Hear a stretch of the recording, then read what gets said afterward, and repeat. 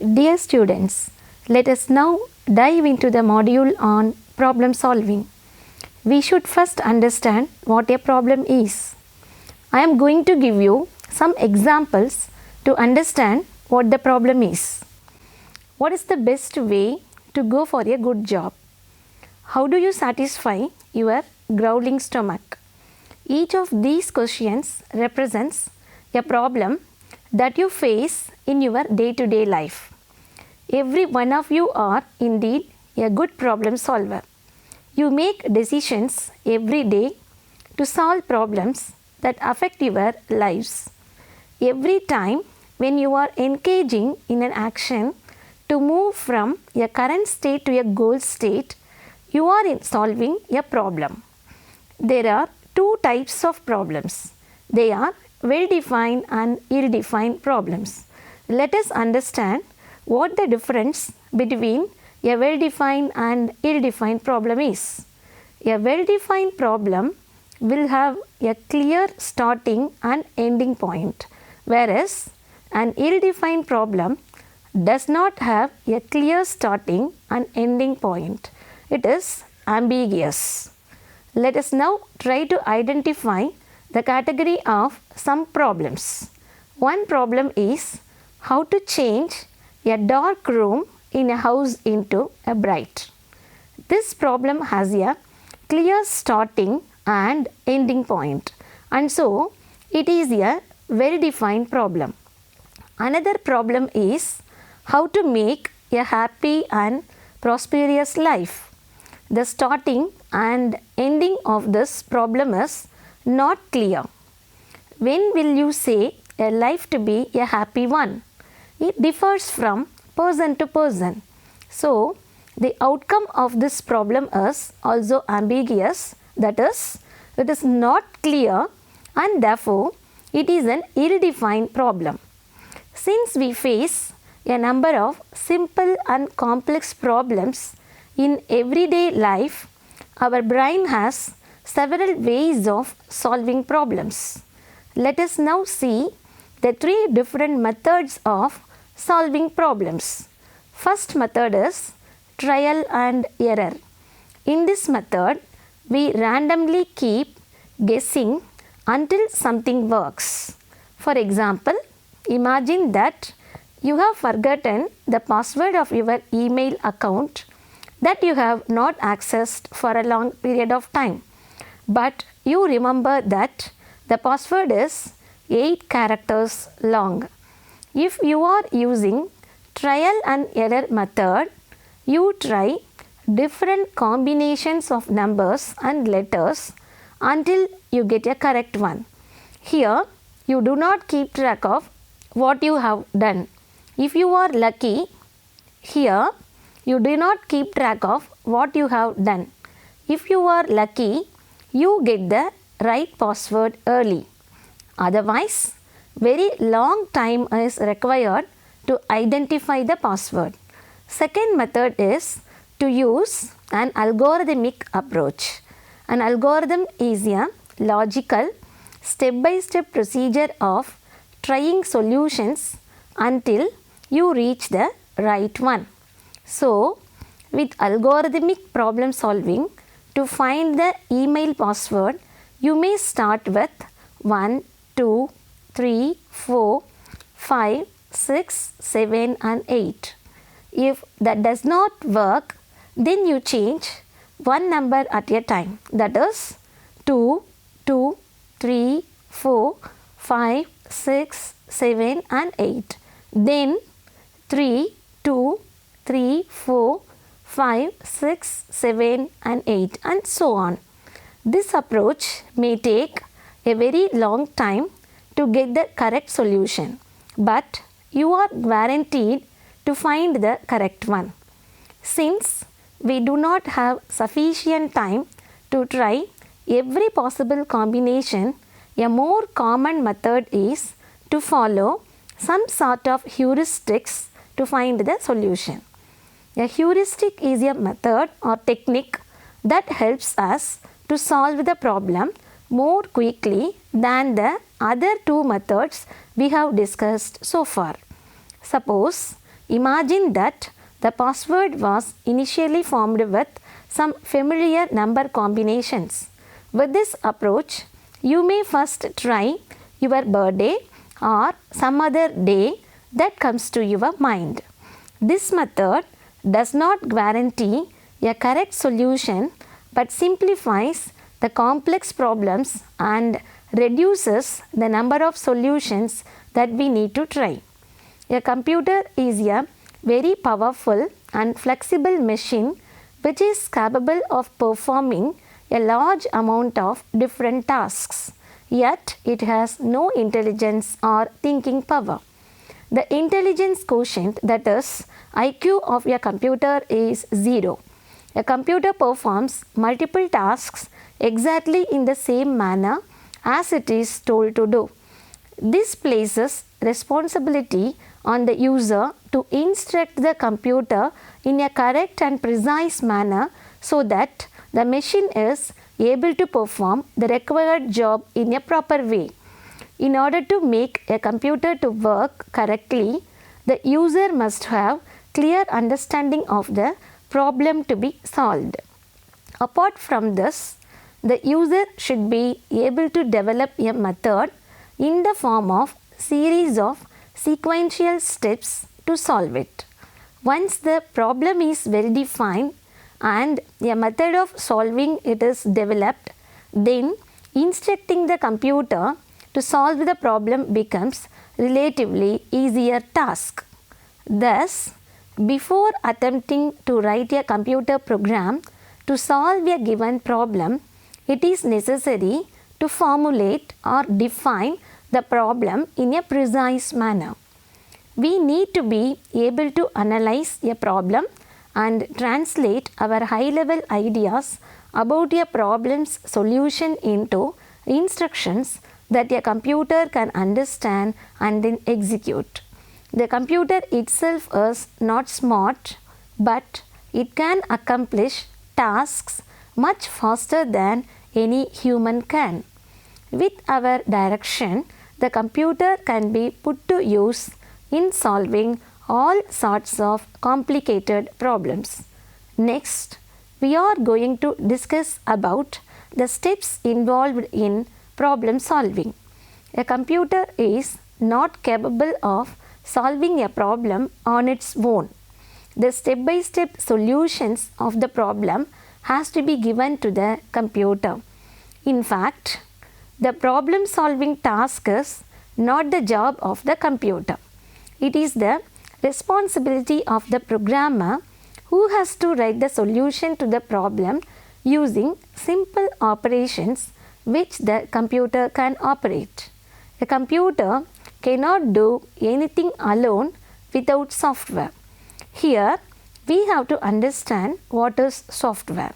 A software is a collection of programs written to solve a particular problem.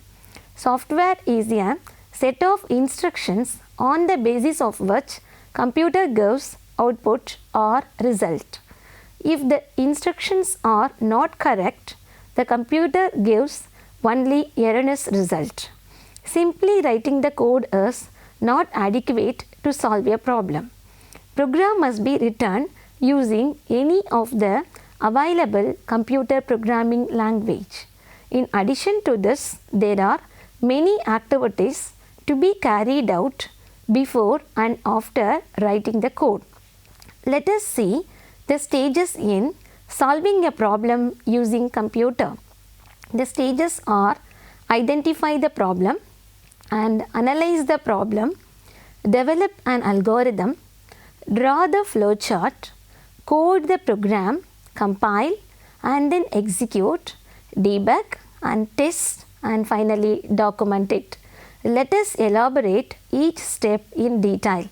The first step is identify the problem and analyze it.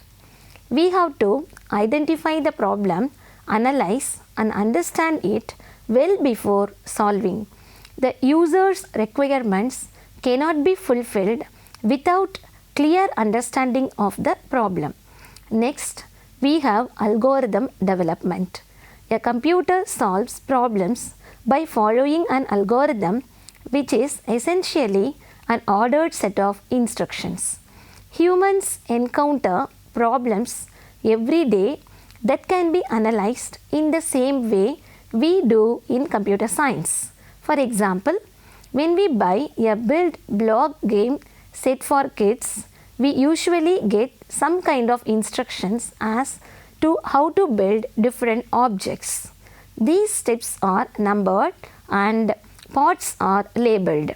We can follow these steps in order to build the object. Other examples include baking a cake or doing our morning workout. Developing an algorithm involves step-by-step description of the method to solve a problem. It is a step in the process of program design. Then the third step is flowcharting. Flowchart is graphical representation of an algorithm using standard symbols that are interconnected by flow lines. We will discuss algorithms and flowcharts in detail in forthcoming modules. Next, we have program coding. It is the process of transforming the program logic design into computer language format. The code written using programming language is known as source code. Then comes compilation and execution. Compilation is the process of changing high-level language into machine-level language. It is done by special software called compiler. The compilation process tests the program whether it contains errors or not. If syntax errors are present, compiler cannot compile the code. Once the compilation is over, then the program is linked with other object programs needed for execution, resulting in binary program, and this program is loaded into memory for execution. The program may ask user for inputs and generates output after processing the given inputs.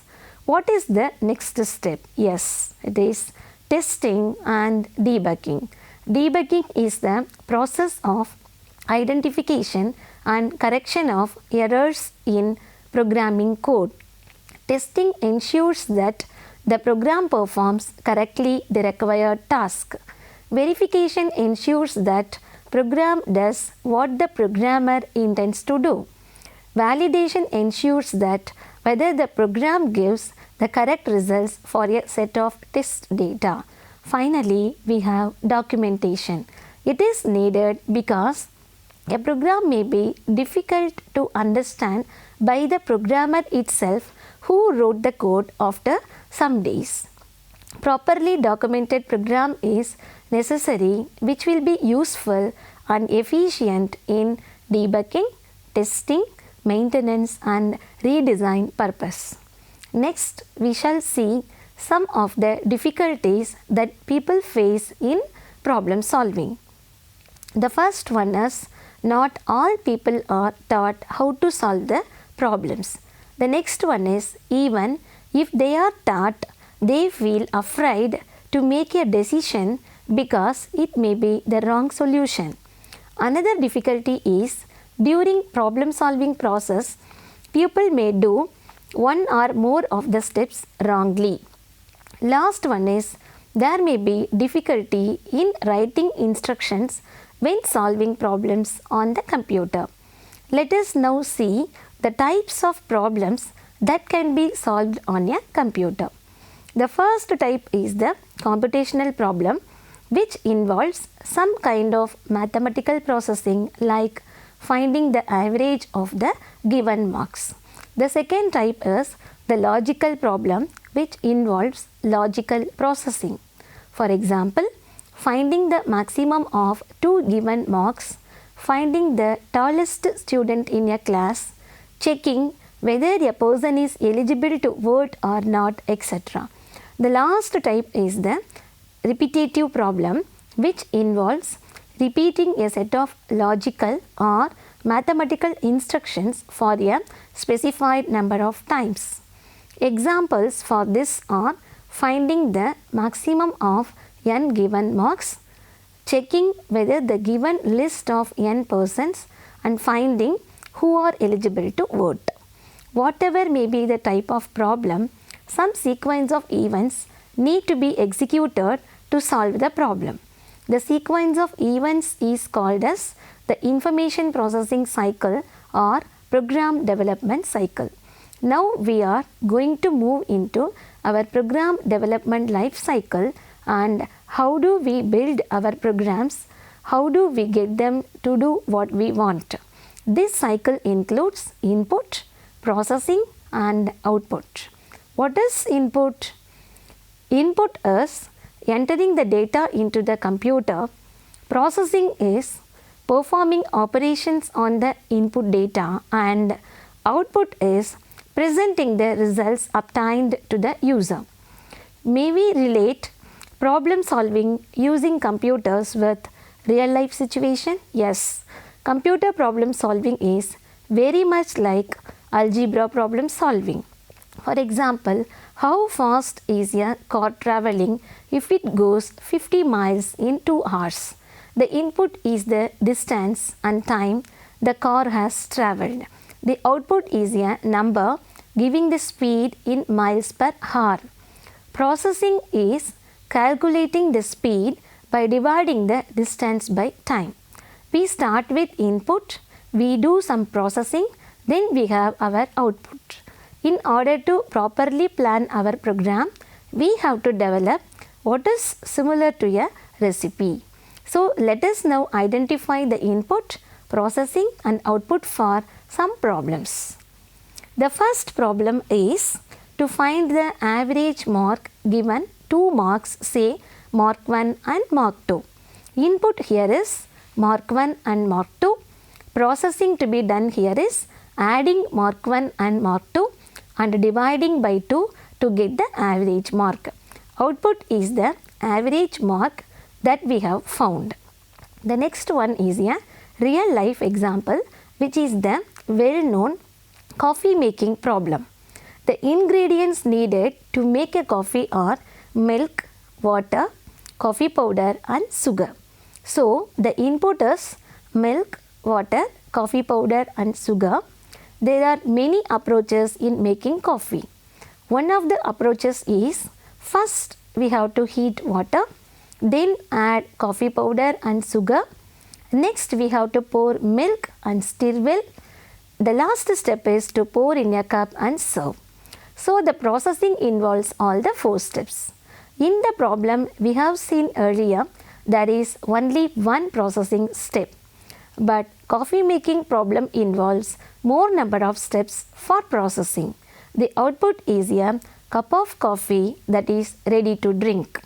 Next, we will move on to program design. In this part of the module, you will learn how a computer can be controlled by a set of instructions called a program. There are 2 different aspects of computation, such as individual step-by-step instruction execution and coordinated instruction execution. Now, let us see the first aspect of computation by taking example as the process of making a cake. This kind of computation is a sequence of instructions that produce some desired result.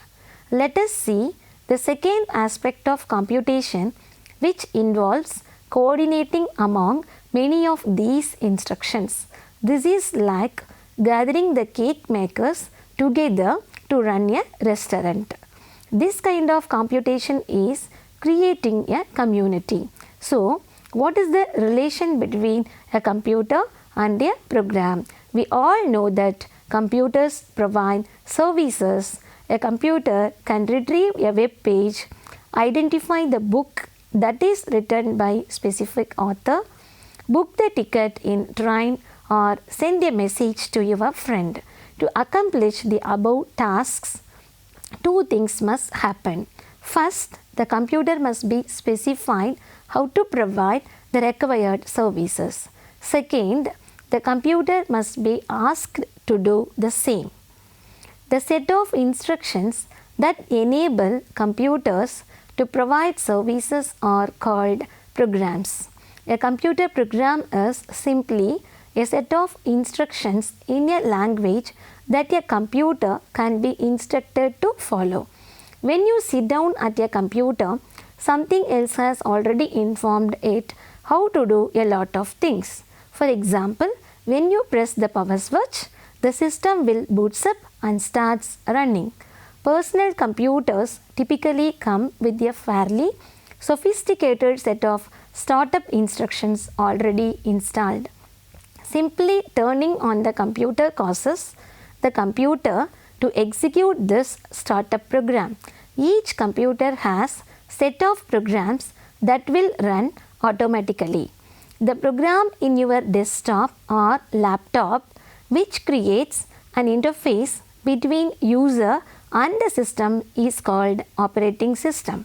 Let us see some examples for this. A microwave oven has a computer that follows instructions such as how to tell time and how to turn on its microwave generator for specific time. The card catalog in the library provides lookup services such as taking a book, returning a book, and so on. A web browser fetches and displays information it retrieves from the hard drives of computers scattered around the world. Designing a program is a creative problem solving process. A good program design should incorporate best practices. Program design translates the program objectives into a new or improved services. The goal of program design is to establish those services which will have the best possible chance of achieving the program's objectives and create measurable positive change for users. When you load a new piece of software onto your computer, a cool new game for example, what you are actually doing is giving your computer a program. That is the set of instructions that tells the computer how to do display graphics and make proper sound effects. Writing down these instructions was the job of the person who writes the software, the programmer. Loading the software makes the instructions available to your computer. To actually play the game, you need to do one more thing. You need to run the program. The next time, if you want to play the game again, you only have to run it. You don't have to start by loading it onto your computer. As a programmer, you will design sequence of steps. The goal is to get something done, to find an answer, or to create something. In order to design a program, you have to repeatedly answer the question, what do I do next? Until you have reached your desired result. No need to write all of the basic steps in one long sequence. You can group them together in bigger, more abstract or higher level chunk. Now, let us see how to design our first program. Already, we learned some basics about programs. Now, let us look more closely at how to design a program.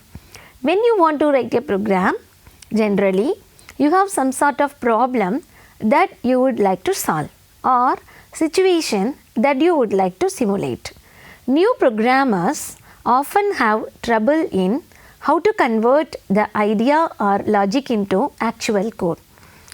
If you acquire the problem solving skills from everyday life, then this task will be very easy. Imagine that what would happen if you tried to build a house without following an architectural plan. Definitely you would end up with a house that had a lot of problems like walls that were not straight, a leaky roof, etc. Similarly, if you try to write a program before you have a good plan moving forward, then there will be a lot of problems and you have to spend a lot of time for fixing the problems that would have been avoided. The program design consists of the steps. The first step in program design is to define the problem. This can be done by identifying what problem your program is attempting to solve. This can be explained in 1 or 2 sentences. For example, how to keep track of my family members' birth dates. How to get recommendation on which movie I should see today. Let us see the next step, which is nothing but collecting requirements. Requirements are a fancy word for both the constraints that your solution needs to abide by as well as the capabilities that the program must have in order to meet the user's needs. The requirements must focus on what, not on how. For example, for the problem we took in step 1, the requirements may be stated as birthday dates should be saved so they can be recalled later. Movie recommendations should be retrieved from online reviews. For the single problem, there may be many requirements and there is no solution until it satisfies all of them. A well-defined set of requirements given to a computer programmer should make that particular programmer to build the program. Next, consider the step 3, which is defining the tools, targets and backup plan to solve the problem. When you are an experienced programmer, there are many other steps that typically would take place at this point. These include defining what architecture and operating system in which your program will run on, determining what set of tools you will be using, determining whether you will write your program alone or as a part of the team, defining your testing or feedback or release strategy and determining how you will back up your code. If you are a new programmer, then the answers to these questions are typically simple. You are writing a program for your own use, alone, on your own system, using an IDE you purchased or downloaded, and your code is probably not used by anybody but you. This will make everything to be easy. After completing the program design, you should have a plan to back up your code. It is not enough to simply zip or copy the directory to another location on your machine. If your system crashes, you will lose everything. A good backup strategy involves getting a copy of the code of your system altogether. Many ways are there to do this. Email it to yourself, copy it to Dropbox or another cloud service, FTP it to another machine, copy it to another machine on your local network, or use a version control system residing on another machine or in the cloud. Version control systems have the advantage of not only being able to restore your files but also to roll them back to a previous version. In real life, we often need to perform the tasks that are very complex. How to do these complex tasks will be very challenging one. In such cases, we make use of the top-down method of problem solving. Now, we have to understand what is top-down method. A strategy in which instead of solving a single complex task, we break that task into multiple subtasks, each of which is individually easier to solve, is known as top-down problem solving method. If those subtasks are still too difficult to solve, then they can be broken down further.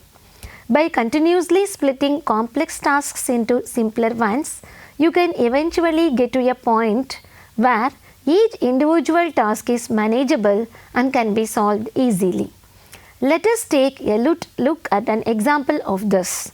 If you were asked what tasks you did in the morning to get from bed to work, you might come up with the following list: pick out clothes, get dressed, eat breakfast, drive to work, brush your teeth, get out of bed, prepare breakfast, get into your car, take a shower.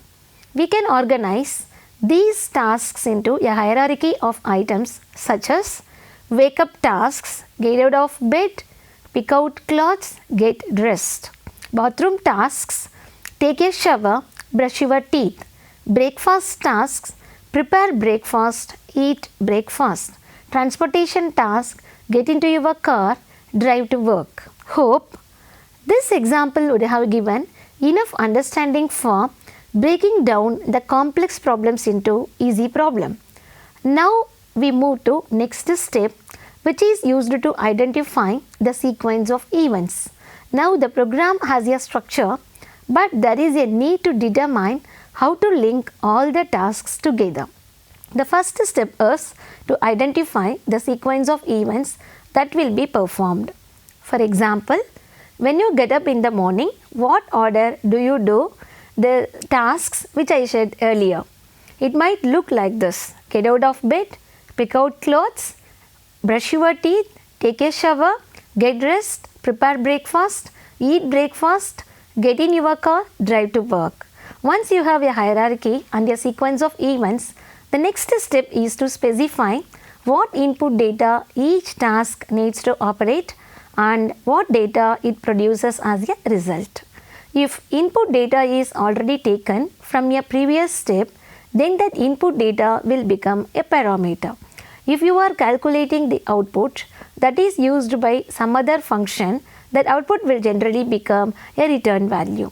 The next step is to write the task details. In this step, for each task, there is a need to write its actual implementation.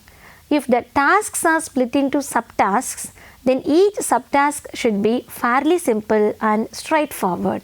If a given task is very complex one, then it needs to be broken down into again subtasks that can be more easily implemented. Finally, the last step is to connect all the inputs and outputs of each task in whatever way they are appropriate. During program creation, the programmer has to keep few things in mind. Keep your programs will be simple. In general, new programmers should have a vision for all the things they want their program to do.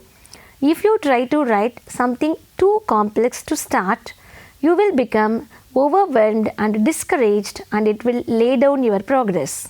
Instead, make your first goal as much as simple as possible, something that is definitely within your reach.